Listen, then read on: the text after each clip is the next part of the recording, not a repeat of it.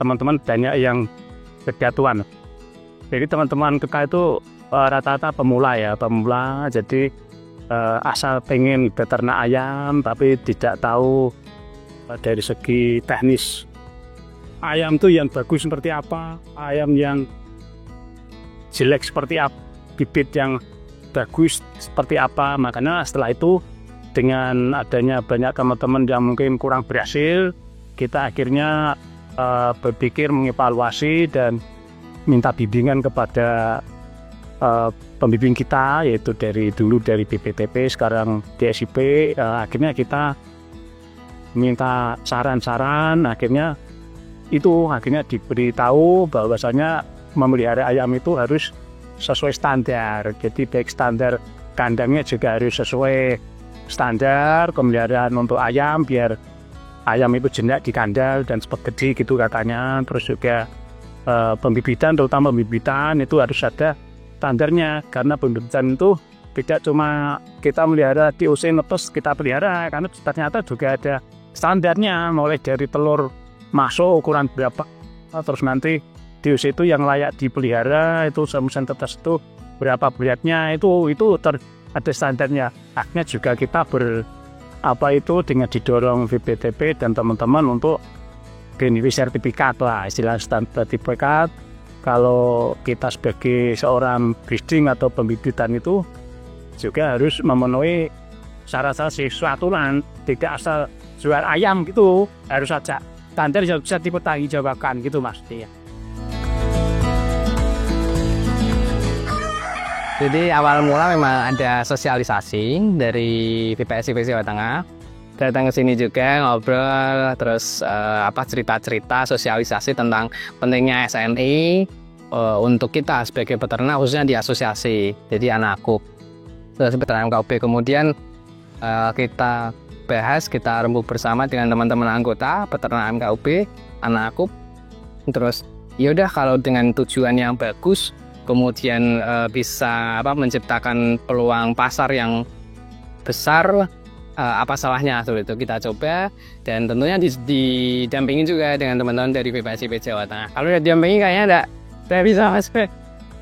Soalnya untuk pembelajarannya, kemudian untuk sistematikanya kita juga buta akan hal tersebut. Kemudian dibantu, terus kita bareng-bareng lah.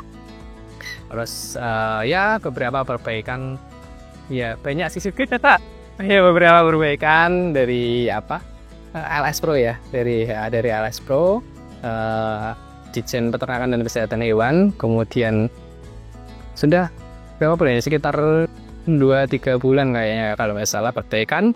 Terus ada kunjungan assessment atau assessment. Terus diteliti apa yang salah, apa yang kurang, kemudian diperbaiki oleh teman-teman di Anakup sendiri, di hatchery, di farm, dan juga di asosiasi.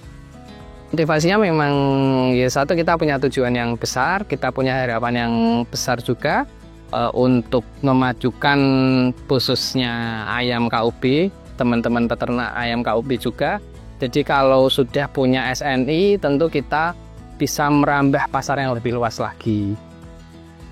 Tahapan yang paling susah di teknisnya Mas, jadi kayak masih awam ya Mas ya, jadi perlu adanya bilik desinfektan, kemudian kandang harus ada jarak dengan dengan rumah, kemudian ada macam-macam, ada jarak-jarak antar kandang gitu sih Mas.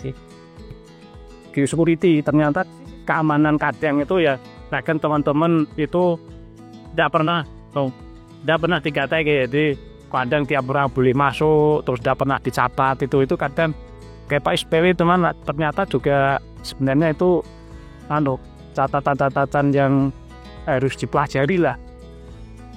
SOP itu dari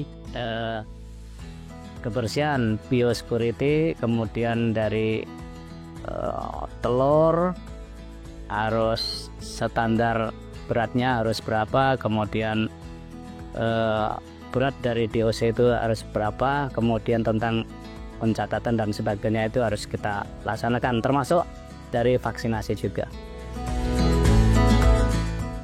Kalau kita yang di farm ya, kita penerapannya tentu dengan pemberian pakan yang selektif, kemudian penimbangan hasil telur, terus ada penimbangan DOC juga.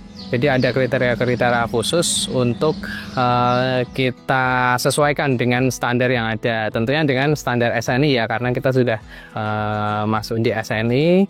Jadi seperti contohnya masuk di farm, masuk di hatchery, itu kita ada bilik desinfektan. Kemudian setelah itu pengelolaan di dalam tentu dengan berbagai syarat dan ketentuan khusus sesuai kriteria SNI. Kemudian untuk hasil panen, hasil produksi seperti telur itu kita timbang satu-satu, kita minimal adalah 36 gram. Kemudian setelah itu ya yang sesuai, yang tidak pecah dan lain sebagainya, itu nanti kita masukkan di mesin tetas di hatchery. Kemudian setelah menetas pun kita ada kriteria khusus untuk DOC.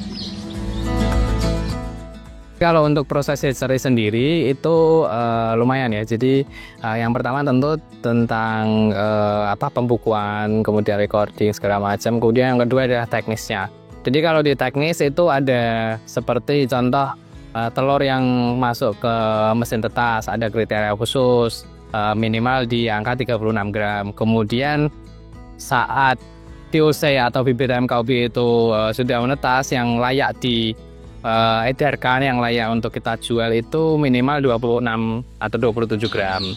Kemudian ada pengemasan juga yang sudah kita siapkan ya, yang tentu tentang terstandar SNI juga, seperti label, kemudian kemasan kardus yang baru, terus ada bobot bobot kemasan juga, bobot DOC juga, kemudian ya kita timbang satu-satu Mas DOC. Jadi yang memenuhi syarat tentunya. Kemudian ada proses vaksin, kemudian dikemas sedemikian rupa, di label hatchery anak akup, kemudian ada stempel SNI maupun produksi dari hatchery anak akup sendiri. Kemudian setelah itu baru kita edarkan ke peternak seluruh Indonesia. Manfaatnya banyak sekali dibanding kita melaksanakan penetasan yang tidak berstandar. Ternyata ayamnya semen standar itu gedenya tidak cepat gitu Pak, sesuai prediksi kita. Jadi kalau kemarin prediksi kita 70, 80, 90 hari itu sudah panen, ternyata dengan kita terapkan itu juga memang betul, memang sesuai harapan kita. Terus kematian juga tidak terlalu banyak. Otomatisnya kita sudah berlabel ya Mas ya, sudah terlabelkan SNI untuk DOC ayam KUB.